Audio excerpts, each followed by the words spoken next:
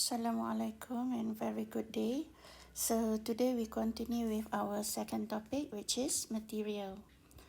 So under this under this topic, we are going to identify what is the definition and classification of material. Alright, so the definition and classification. So what is actually materials? Materials are supplies that purchased from outside, from the supplier, which are used to manufacture for the product.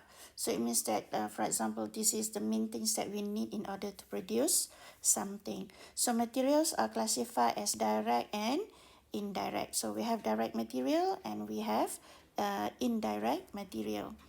So raw material must be available and must be acquired before the production begin. So before we start producing something, we should have our material. So therefore, we have to order, we have to receive the material, and then we have to store our material, and then issue to the production, and we should control our material continuously to make it our production efficient. Alright, under 2.2, materials purchasing procedure. So it means that here this is the lump sum of money that the company invested in order to purchase of material. So it means that we have to operate efficiently to make sure that the company are not losing their money. Alright, so this is important because there should be an efficient purchasing procedure and sound system of materials control. So it means that here we should have a proper procedure in purchasing and controlling to make sure that everything is in a good condition. Alright, so have a look here. So there are a few stages that we have to learn in order to plan and to control and our process. So the first one is sources of material.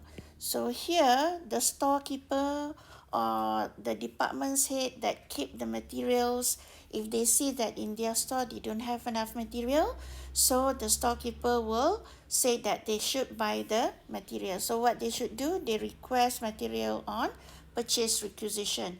Purchase requisition, it means that the storekeeper will request to purchase the material. So the purchase requisition will send to the purchasing department. So the storekeeper will not purchase by themselves, but it's going to be purchased by the purchasing department. So when the purchasing department receive the purchase requisition from the storekeeper, they will select the proper supplier. So proper supplier will give you the best price with the best quality. And then they will dispatch the purchase order to supplier. So it means that some sort like they send the purchase order to supplier, notify the supplier that these are the things that they would like to buy. And then when the goods receive by the supplier and also receive the invoice by the receiving department. So the supplier will send us the invoice together with the goods.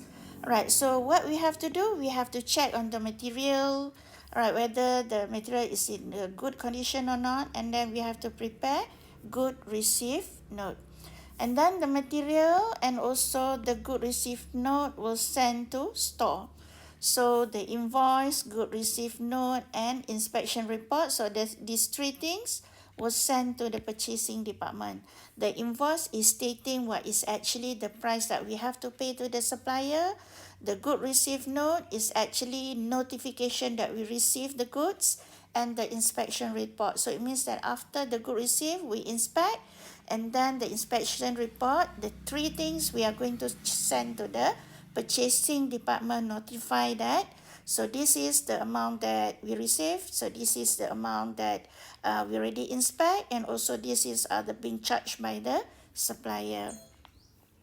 Alright, so the goods will send to the storekeeper. So the storekeeper will check the material against the GRN, good receive note. And then invoice will check by the purchasing department against the purchase order to make sure that what they purchase, what they order or they purchase is actually the same amount that being charged by the supplier. And also being the same amount that we received, then we already inspected that the goods are in a good condition. And then the invoice signed by the buyer and sent to the account department. So we check our invoice and then we send to the accounts department for payment. And then the payment will be paid by the accounting department.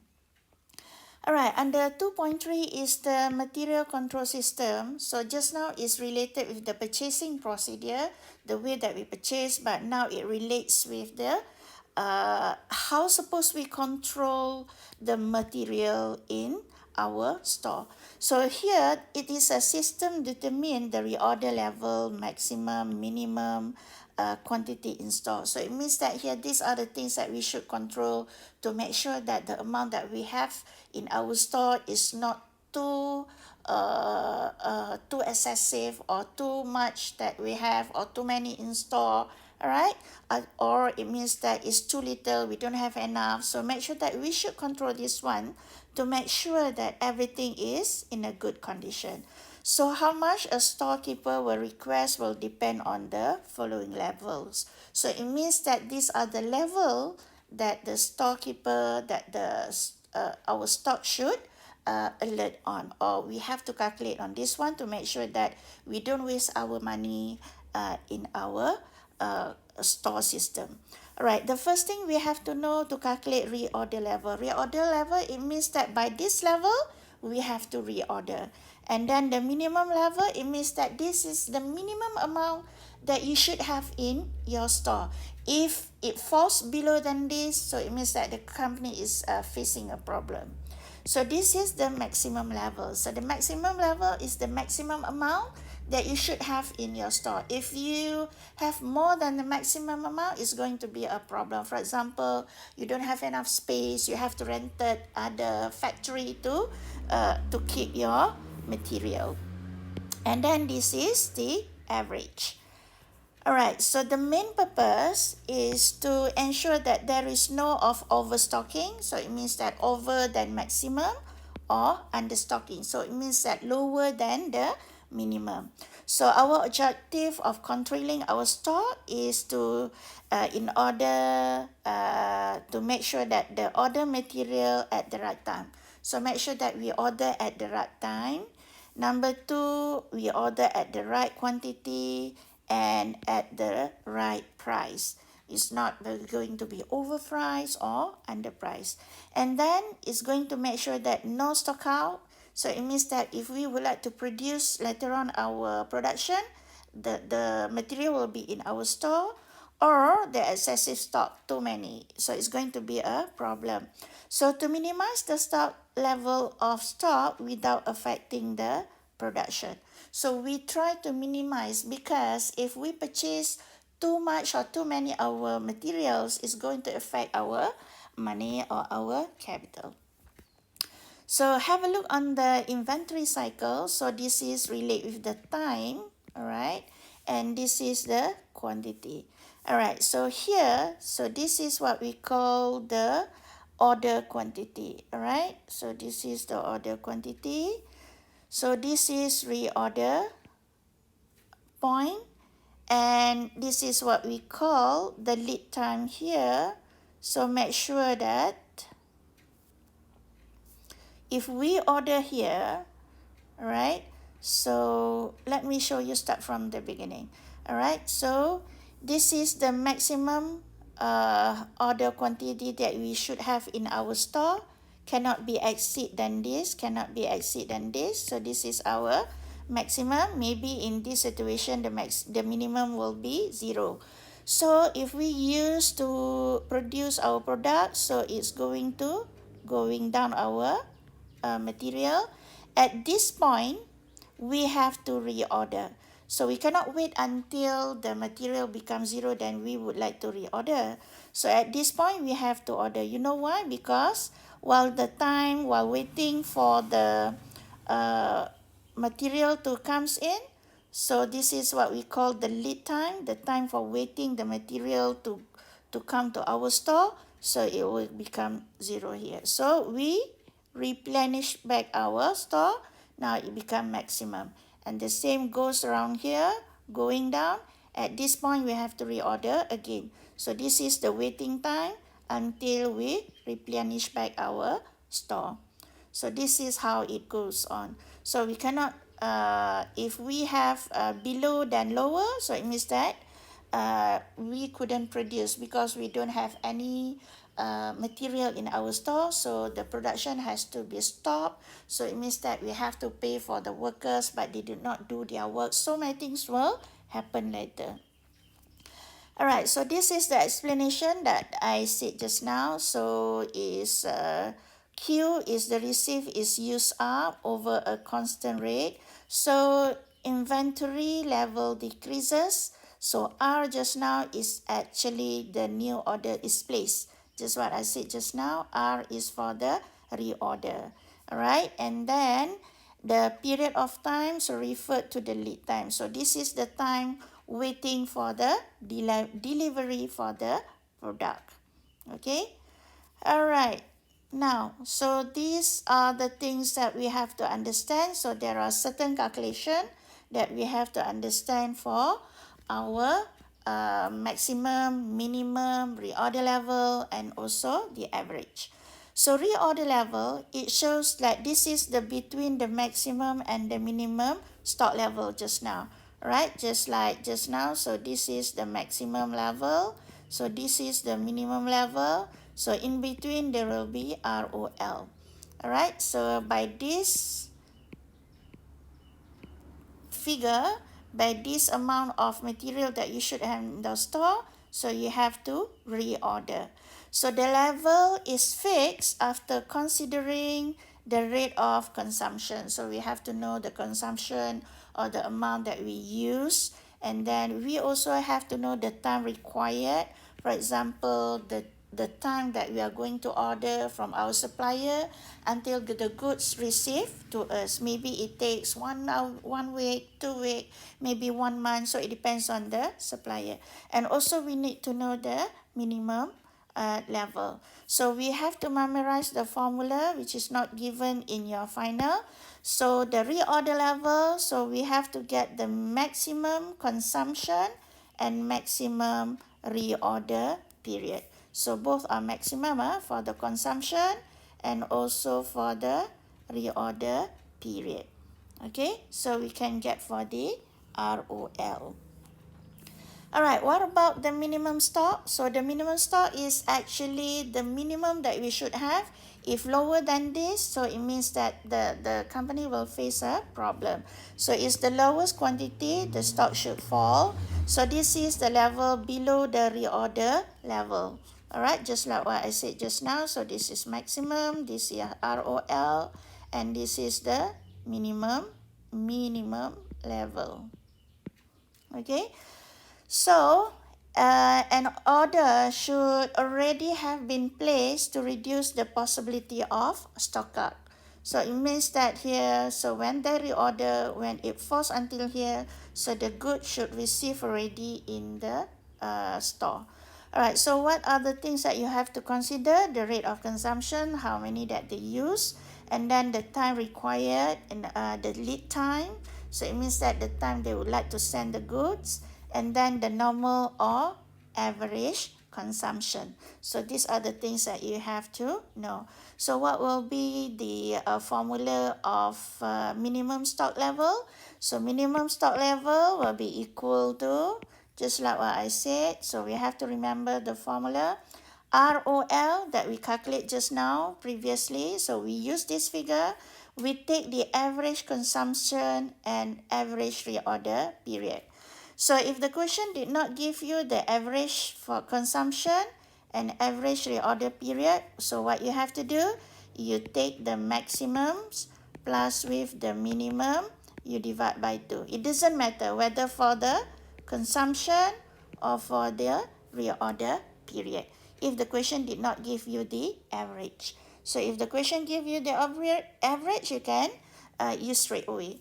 So next will be the maximum stock level. Is the highest amount that you should have in your store, just like just now. So this is ROL, this is the minimum, this is maximum stock level. Okay, So this is the maximum quantity that you should have in your store. So you have to consider the consumption also, the lead time, the economic order quantity. Economic order quantity, it means that the quantity that you order the most economic or the most or the lowest cost that you can get. So the risk of loss, deterioration, obsolescence, and you also have to know the storage space. So this is the formula, and you have to remember again. So the reorder level, we have to use the things that we calculate before, and the minimum consumption and minimum reorder level. So it means that here, if we would like to know the maximum stock level, the consumption should be minimum and the reorder level should be minimum. And then we have another item, then we have to plus with the EOQ.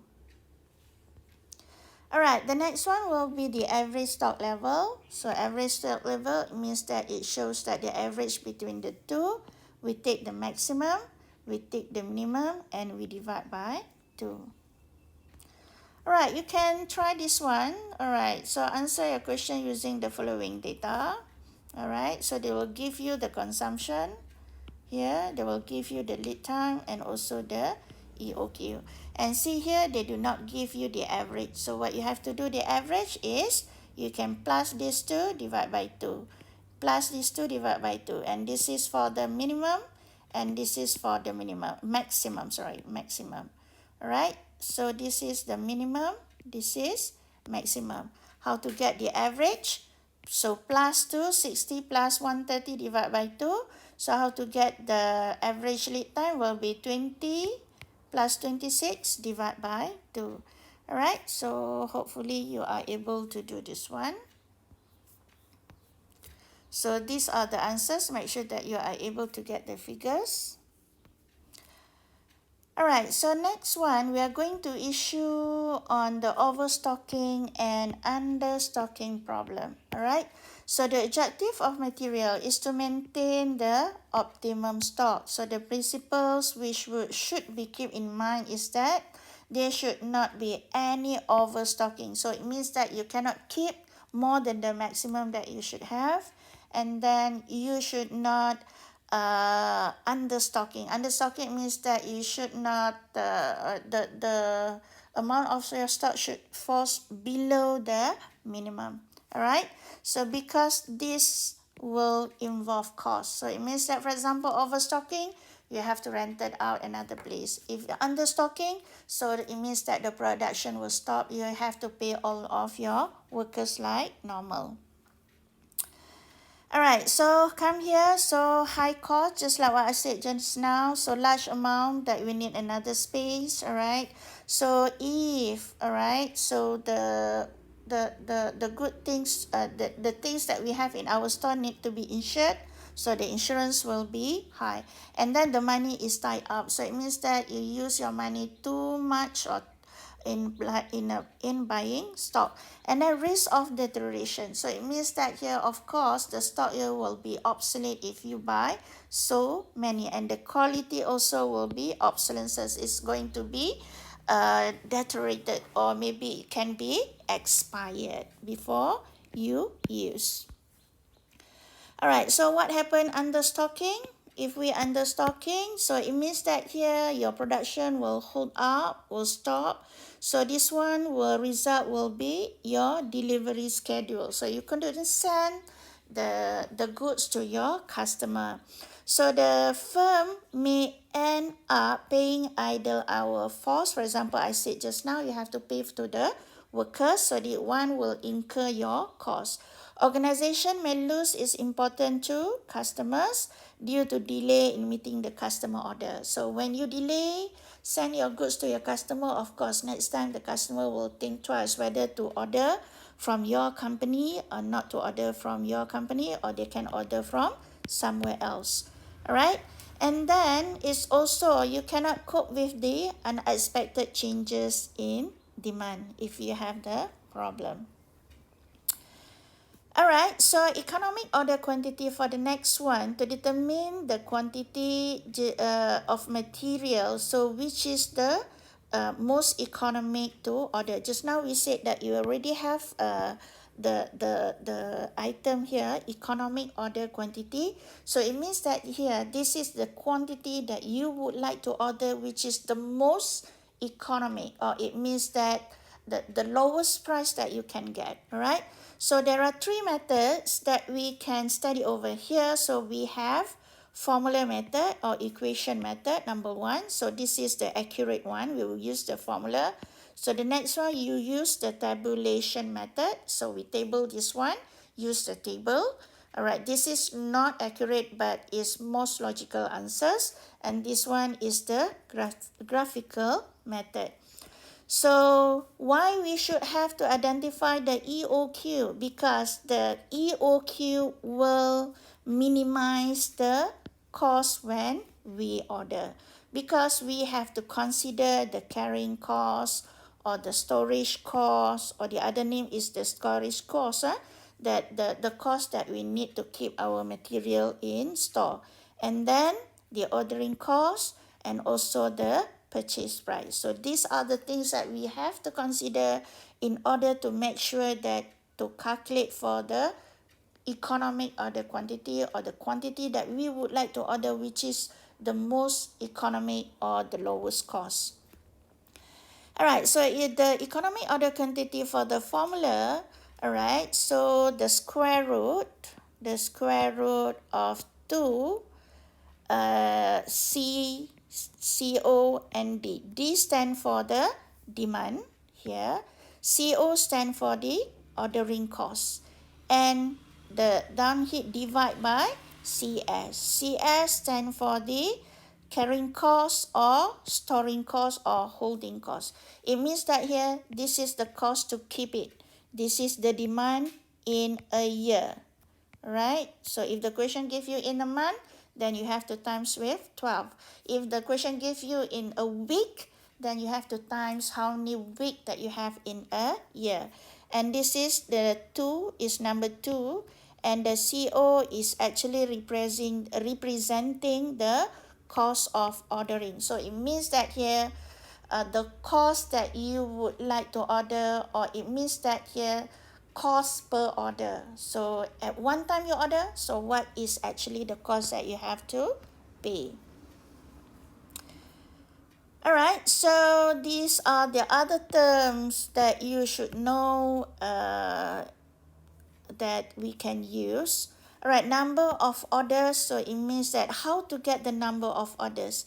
If we know the demand, we divide by the quantity, then the order, so it means that we know how many times that we would like to order in a year. So average stock, so it means that the quantity is divided by 2, the quantity is divided by 2, because why? The half will go to store, the other half will go to supplier.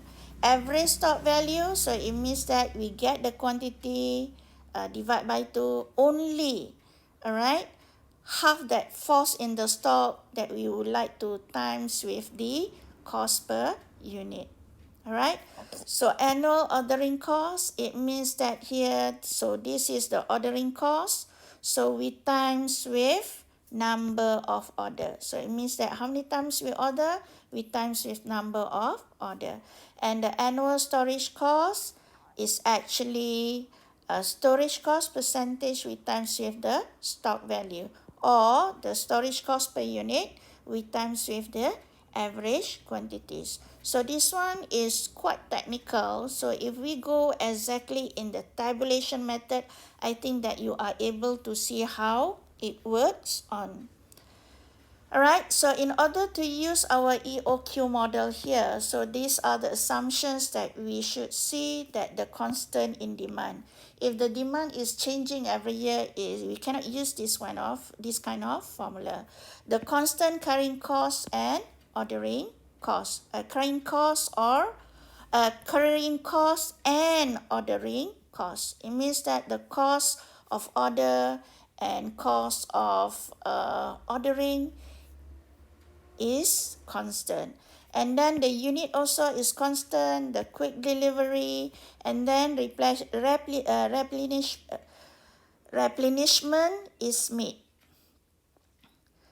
So it means that here the whole batch is delivered at once. Alright, so these are the exercise that we are going to do. Example 1. Alright. So determine the EOQ based on the following data. So the quantity required for next year is 1,000 units. So it means that 1,000 unit is per year. And then cost per order, 80 ringgit. And then cost of items, so it means that this is the how much it costs of the material itself. So it means that here this is 10 ringgit. So what about the carrying cost or the storage cost? Is actually 10% per annum. Alright, so measured in terms of the value of stock.